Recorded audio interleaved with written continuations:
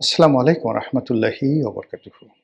সম্মানিত দর্শক, ত্রয়োদশ জাতীয় সংসদ নির্বাচন হয়ে গেছে। আমি যখন ভিডিও করছি ঠিক সেই সময়টিতে সারা বাংলাদেশের মিডিয়া ব্যস্ত।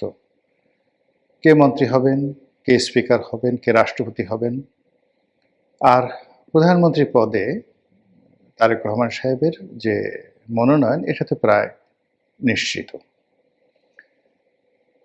তারেক রহমান সাহেবকে বরণ করার জন্য সাংবাদিক, সাহিত্যিক, কবি, বুদ্ধিজীবী, রাজনীতিবিদ মানে তারা শেখ হাসিনার জামানাতে যেভাবে উৎফুল্লতা দেখাতেন তার চাইতে আরো বেশি উৎফুল্লতা নিয়ে বিএনপি অফিসগুলোতে ঘুরঘুর করছে।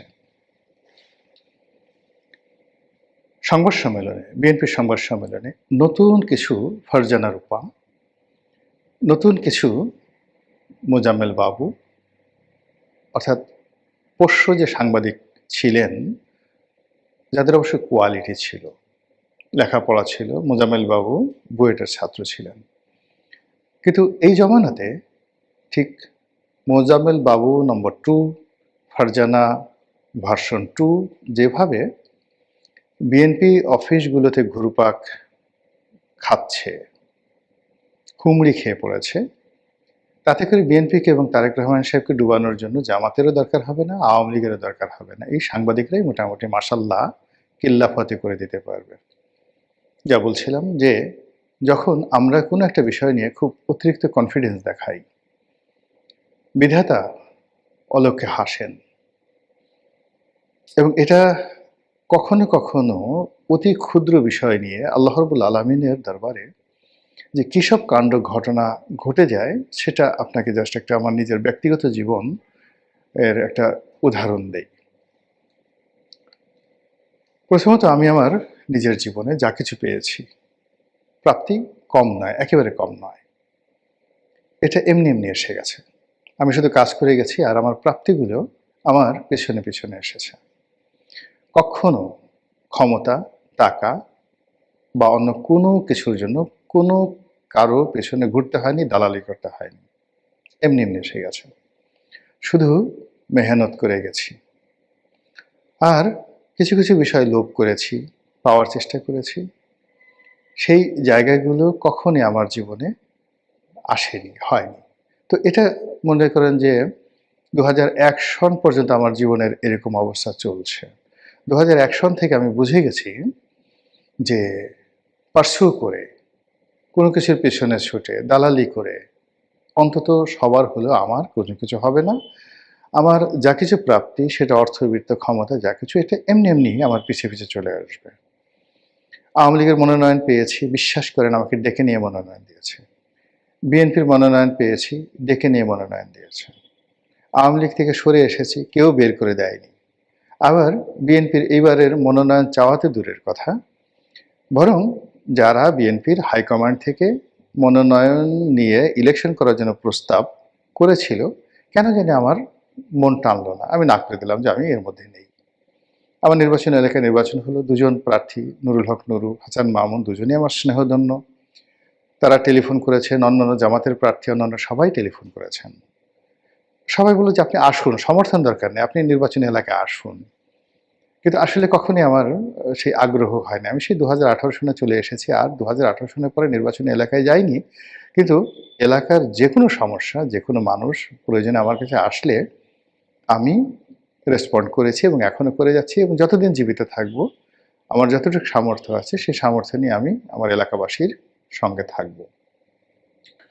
তো এই কথাগুলো বললাম এই কারণে যে নিয়তি এমন একটা বিষয় যে এটি মানুষের তকদিরের সঙ্গে যে কীভাবে খেলে তার একটি উদাহরণ আপনাদেরকে দেই।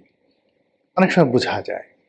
একবার আমি যখন ব্যবসা আমার খুব তুঙ্গে, খুব বড় একটা গ্রুপ অফ কোম্পানিজের ব্যবসা বাণিজ্য করি। তো ব্যবসা আমাকে আল্লাহ রাব্বুল আলামিন দেন, কিন্তু আমি আল্লাহকে বাদ দিয়ে আমার মাঝে মধ্যে আমি করি কি, ওই কোম্পানির মালিক, কর্মচারী তাদের প্রতি অতিরিক্ত ভক্তি দেখাই, শ্রদ্ধা দেখাই।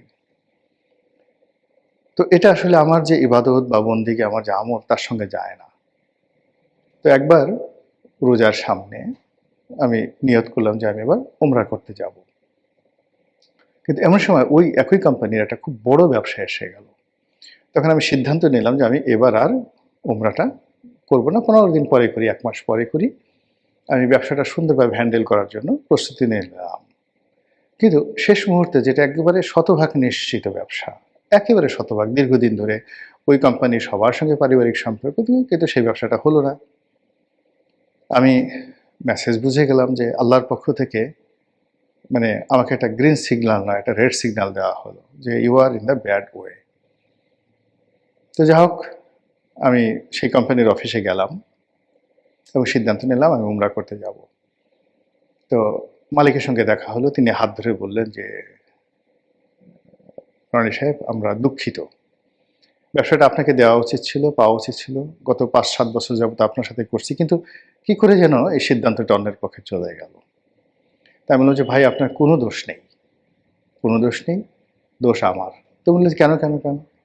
তাই বললাম যে দেখেন, আমি আসলে সারা জীবন সব কিছুর জন্য আল্লাহকে হাজির নাজির জেনেছি, রিজিকদাতা হিসেবে আল্লাহকে মান্য করেছি। এইবার প্রথম আল্লাহর পরিবর্তে আপনাকে একটু বেশি প্রিভিলেজ দিয়ে ফেলেছিলাম অন্তরে অন্তরে। ফলে আল্লাহ আমাকে একটা শিক্ষা দিয়েছে। তার ওখান থেকে সালাম করে, মানে সালাম দিয়ে আমি উমরা করতে চলে গেলাম। তো অবাক করার বিষয় হলো যে সেই মালিক, তখন আমি যে কথা বলছি, তিনি অনেক বড় ব্যবসায়ী ছিলেন। আমি তখন সবেমাত্র শুরু করেছি। কিন্তু পথ পরিক্রমায় আল্লাহ আমাকে এমন একটা জায়গাতে নিয়ে এসেছেন যে সেই মালিক তিনি মারা গেছেন। তার সন্তান সন্ততিরা ঠিক মনে করেন যে, ইস! আমরা যে একটু গোলাম মোল্লা রনি হতে পারতাম। তো এই হলো দুনিয়ার অবস্থা। তো সেক্ষেত্রে আল্লাহর একটা প্ল্যান থাকে। রাজনীতির একটা প্ল্যান আছে। এই ধরুন তারেক রহমান সাহেবকে নিয়ে আল্লাহর যে একটা প্ল্যান ছিল, এটা শেখ হাসিনা বুঝতে পারেননি। কিংবা ডক্টর মোহাম্মদ ইউনূসকে নিয়ে আল্লাহ রাব্বুল আলামিনের যে প্ল্যান ছিল, সেটা শেখ হাসিনা বুঝতে পারেননি। এমনকি শেখ হাসিনাকে নিয়ে আল্লাহর যে প্ল্যান, এটাও তিনি বুঝতে পারেননি। আরও অবাক করার ব্যাপার হলো, আগামীতে শেখ হাসিনাকে নিয়ে যে প্ল্যান, সেটাও আমরা বুঝতে পারছি না।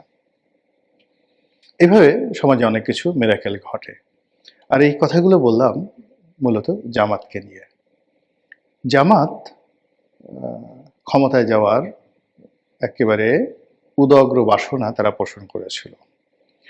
তারা সর্বশক্তি নিয়োগ করেছিল এবং এমন একটা ভাইব তৈরি করে ফেলেছিল, সেই ভাইবের কারণে তারা শুধু ক্ষমতায় আসবে না, তারা ক্ষমতায় আসলে বাংলাদেশে কি কি হবে, কোথায় কোথায় কোন পরিবর্তন হবে, এই বিষয়গুলো নিয়ে সমাজে রীতিমতো ভীতি ছড়িয়ে পড়েছিল। কিন্তু ব্যক্তিগতভাবে আমার কাছে কখনোই মনে হয়নি জামাত ক্ষমতায় যেতে পারবে, বিভিন্ন কারণে। প্রথমত, যে গত সেই 2009 থেকে আজ অবধি, কিংবা তারও আগে সেই 1986 যখন আমার সাংবাদিকতার জীবন শুরু, তখন থেকে জামাতকে চিনি, ঘনিষ্ঠভাবে চিনি। জামাতের বহু নেতা, তাদের সঙ্গে একান্তভাবে মেলামেশা করার সুযোগ হয়েছে। ওই দলটিকে বোঝার ক্ষমতা হয়েছে।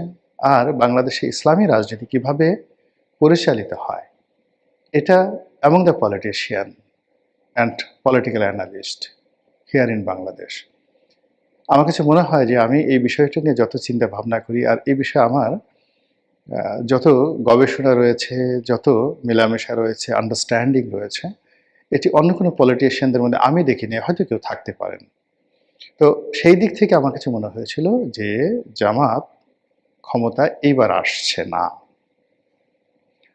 এর কারণ হলো, জামাতের সঙ্গে অতি উৎসাহী কিছু লোক জুটে গিয়েছিল। যেমন ধরুন, বাংলাদেশের একজন সাংবাদিক, যাকে মজলুম সাংবাদিক হিসাবে সবাই মনে করেন, মূলত তিনি বিএনপি পন্থী। কিন্তু হঠাৎ করে তিনি জামাতের প্রতি অতিরিক্ত যে পক্ষপাতিত্ব দেখালেন, জামাতের মেন্টর হয়ে গেলেন, এটা জামাতকে অন্যান্য অনেকের কাছ থেকে দূরে সরিয়ে দিয়েছে। কেননা মজলুম সাংবাদিক মাহমুদুর রহমান, নিঃসন্দেহের সাথে আমার সঙ্গে তার খুব ভালো সম্পর্ক, কিন্তু তার বন্ধুত্ব মানেই তার যে অপোনেন্ট যে গ্রুপ, তারা শত্রু হয়ে গেছে জামাতের। তো এই যে ইন্টেলেকচুয়াল লেভেলে জামাতের যে শত্রুতা, সেই শত্রুতা জামাত মোকাবেলা করতে পারেনি। অথচ এই যে ইন্টেলেকচুয়াল লেভেলে গত 20-30 বছর ধরে জামাত যেভাবে একটা, যাকে বলা হয় পিআর, পাবলিক রিলেশন তারা করে ফেলেছিল, এটা এই গত 17 মাসে ভেঙে চুরে চুরমার হয়ে গেছে। বিদেশে ইলিয়াসের মতো মানুষ, পিনাকির মতো মানুষ, এদের সাথে জামাতের যে দহরম মহরম, বা এরা যে ভাষায় যে অশ্লীলতা নিয়ে মানে জামাতের প্রতিপক্ষ, বিএনপি, আওয়ামী লীগ, বিভিন্ন মানুষের ব্যক্তিগত জীবন, যেভাবে তারা নিজেদের অশ্রাব্যতা, অশ্লীলতা তারা সমাজে প্রচার করেছে। ফলে এই যে গত 20, 30, 50 বছর, 100 বছরে বাংলাদেশের ইতিহাসে এদের মতো অশ্লীল, অশ্রাব্য, ভয়াবহ মানুষ এই বাংলাদেশে আর দ্বিতীয় কেউ নেই।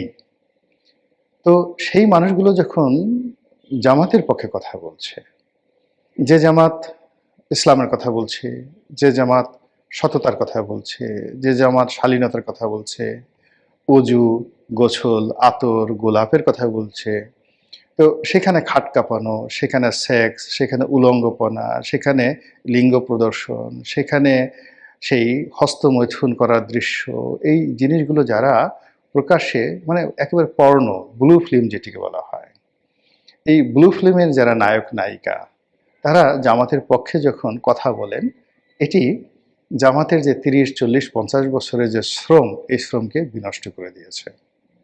এই গেল একটা ইন্টেলেকচুয়াল লেভেলে। ফলে জামাতের যে সফট পাওয়ারগুলো হতে পারতো বা থাকতে পারতো, সেই সফট পাওয়ারগুলো ধীরে ধীরে দূরে সরে গেছে। যেমন ফর আমার কথা চিন্তা করেন, এখন আমি আওয়ামী লীগে ছিলাম, কিন্তু এই যাকে বলা হয় সেখানে থেকেও কিন্তু জামাতের ইসলামাইজেশন, জামাতের নম্রতা, ভদ্রতা আমাকে মুগ্ধ করত। জামাতের প্রতি যে মজলুম যে চালানো হতো, তাদের প্রতি অত্যাচার চালানো হতো, এটা আমাকে খুব ব্যথিত করতো। আমি তাদের প্রতি সিম্প্যাথাইজ ছিলাম, তাদেরকে নিয়ে বহু লিখেছি, বহু কথা বলেছি। ফলে জামাতের আজকের যে অবস্থান কিছুটা হলো আমার তো অংশগ্রহণ আছে, কিন্তু আমি কি করলাম, এই গত 17 মাসে যখন দেখলাম যে ইলিয়াসের মতো লোক জামাতকে সমর্থন করছে, পিনাকির মতো মানুষ জামাতকে সমর্থন করছে, তারা তাদের পীর হয়ে গেছে, সেখানে দেখলাম যে না, আমার আসলে এখানে মানায় না। একই অবস্থা বিএনপির ক্ষেত্র প্রযোজ্য। বিএনপির জন্য ফাইট করেছি, বহু ফাইট করেছি, আমার জীবনকে বাজি রেখেছি, ঝুঁকে নিয়েছি, কিন্তু সেই জুলাই আগস্ট বিপ্লবের পরে যখন বিএনপির লোককে দেখলাম, তারা দৌড়ে চাঁদাবাজিতে চলে গেল এবং তাদের অনেকের যারা আমার অফিসে আসতেন, আমার সঙ্গে একটু কথা বলার জন্য, দেখা করার জন্য দিনের পর দিন অ্যাপয়েন্টমেন্ট নিয়ে আসতেন যে ভাই রনি ভাই একটু দেখা করবো, একটা টেলিফোন করে দেন, ওটা করে দেন, বড় বড় মানুষ, এখন তাদের হয়তো সবাই মন্ত্রী হবেন, আমি যাদের কথা বলছি। এই মানুষগুলো গত 17 মাসে দেখে হাতে গোনা 2-1 ছাড়া সবাইকে দেখে আমার খুব অচেনা মনে হলো। আমার সঙ্গে তাদের যে পরিচয় ছিল, একথা বলতেও আমার এখন ভয় লাগছে। এ সমস্ত ক্ষেত্রে কি হলো, আস্তে করে নিজের মান সম্মান নিয়ে এদের থেকে আলাদা হয়ে গেলাম, যেভাবে জামাত থেকে আলাদা হয়ে গেছি।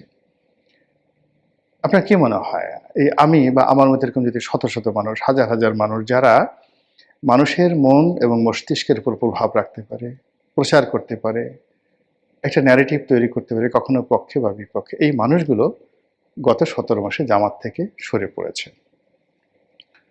তো সরে পড়ার পরেও তারা ডাকসু নির্বাচন বা এই নির্বাচনে ভীষণ রকম যাকে বলা হয় তারা যে সফলতা দেখিয়েছে, ভোটের মাঠে তারা যেভাবে সাহস নিয়ে দাঁড়িয়েছে, এটি রীতিমতো আমার কাছে বিস্ময়কর।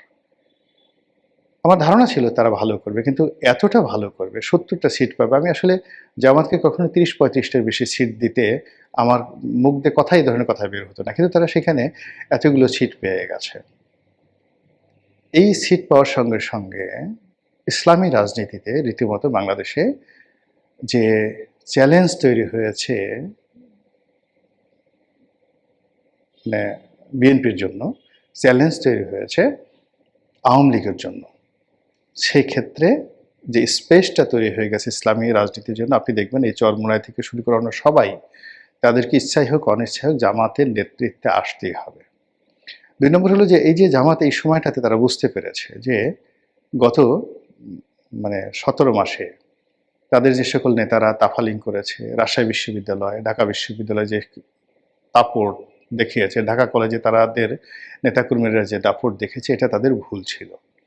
এবং এই সময়টাতে আগামী 6-7 মাস, 1 বছর জামাতের উপর যথেষ্ট অত্যাচার চলবে, এটা লিখে রাখেন, এবং জামাত সেটা কাটিয়ে উঠবে এবং এই তারা যতবার আবার অত্যাচারিত হবে, মজলুম হবে, তাদের জনপ্রিয়তা বাড়তে থাকবে এবং আগামীতে যে নির্বাচন হবে সেই নির্বাচনে জামাত ক্ষমতায় যাওয়ার জন্য তারা ক্ষমতার দৌড়ে ১ নম্বরে এগিয়ে থাকবে। এতে কোনো সন্দেহ নাই। এবং আগে বিএনপির সাথে জামাত জোট করত বা আওয়ামী লীগের সঙ্গে তারা জোট করেছে ইতিপূর্বে বা জাতীয় পার্টির দাবিদারি করেছে। দ্য ডেজ ইজ কামিং যখন দেখবেন যে জামাত প্রাইম ফ্যাক্টর থাকবে, তাদের সঙ্গে বিএনপি অথবা আওয়ামী লীগ তারা জোট করবে। এখন যেভাবে জামাতের সঙ্গে এনসিপি জোট করেছে। কথাগুলো বললাম, লিখে রাখেন, ডেট। বাঁচি বা মরি, আমার কাছে মনে হচ্ছে আল্লাহ রাব্বুল আলামিন হয়তো বাঙালি জাতিকে নিয়ে একটা নিদারুণ খেলা খেলছেন। আল্লাহ আমাদের সবাইকে হেদায়েত দান করুন এবং হেফাজত করুন। আসসালামু আলাইকুম ওয়া রাহমাতুল্লাহি ওয়া বারাকাতুহু।